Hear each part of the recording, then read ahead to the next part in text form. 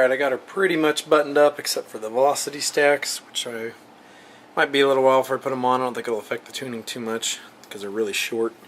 I got to get little spacers for them, but got the air intake temp sensor put on right here. I made a little tube for it, and it goes inside of a rubber hose, so I figured that'd be pretty accurate for the air intake. And still waiting on my brake switch for the vacuum switch. Jegs said they would ship the next day, and it didn't. So 3 days later I call them, find out it's going to be 3 more weeks. So I found one on Amazon, had it overnighted, so hopefully it won't set me back and my tuner can still come over tomorrow and get this thing somewhat dialed in.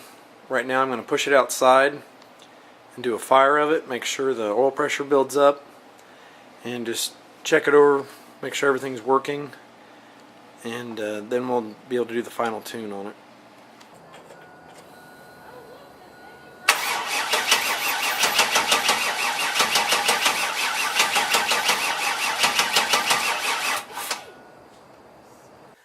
Alright, I tried to start this thing earlier, and the first problem I had was my wiring for my throttle position sensor was wrong.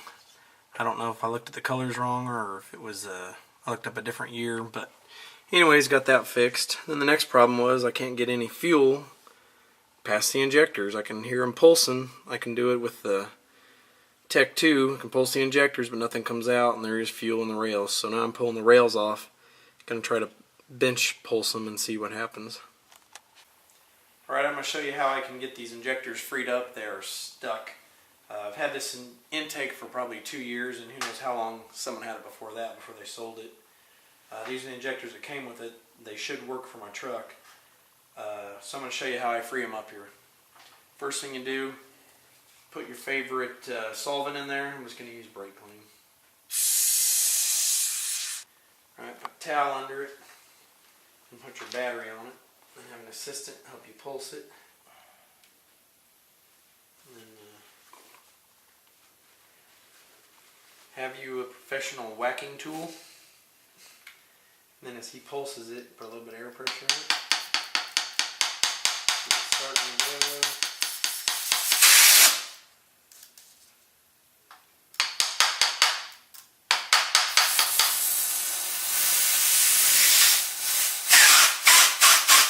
Alright, that one's freed up.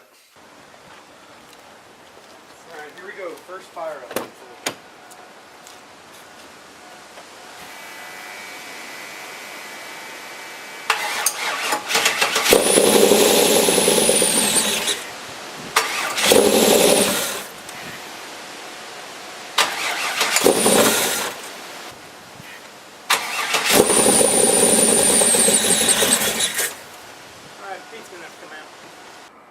Alright, we got Pete over here from Pete's Garage working on my tune, and like I thought, getting this thing to idle was going to be a nightmare.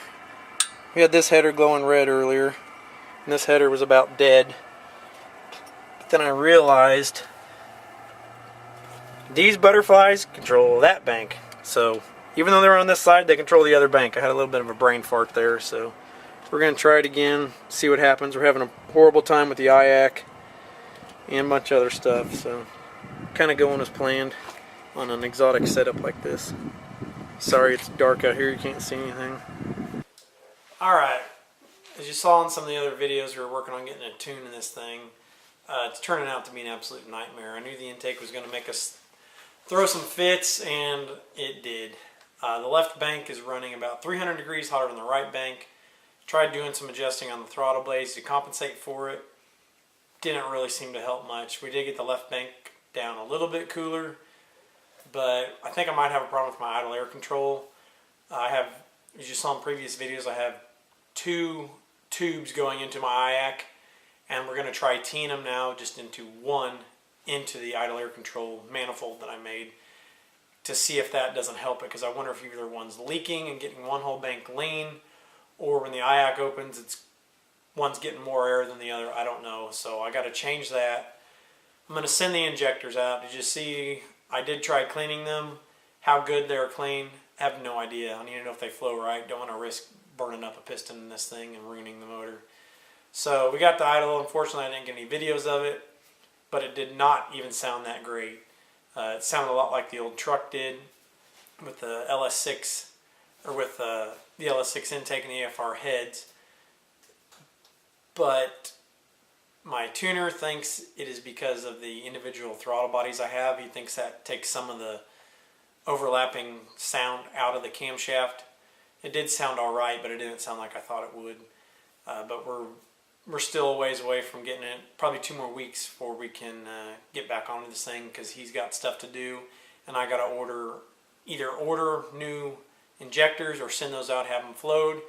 And since this intake is that cross ram effect, we have the wideband just hook up on the left bank. Well, I can control the right bank with the throttle blades, and we have no idea what it's doing because we're just checking the left bank, which everyone just checks the left bank because it's usually the lean bank. So now I'm going to get a dual wideband, check it on both banks at idle.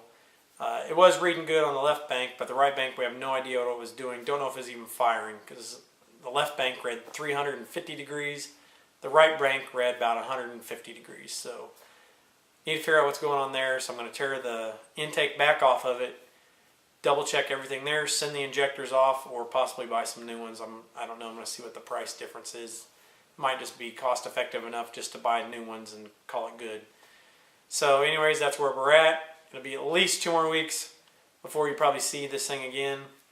I do have another build series I'm going to start putting out there on a Studebaker that I've been working on for 3 years. So hopefully I'll put that on next week, give you something to watch on my channel. As always, thanks for watching. We will get this thing figured out, I promise. Just not as quick as we hoped. It's a project car. It's what happens. And with this crazy, stupid intake, I knew it was going to be horrible. So keep watching. Thanks.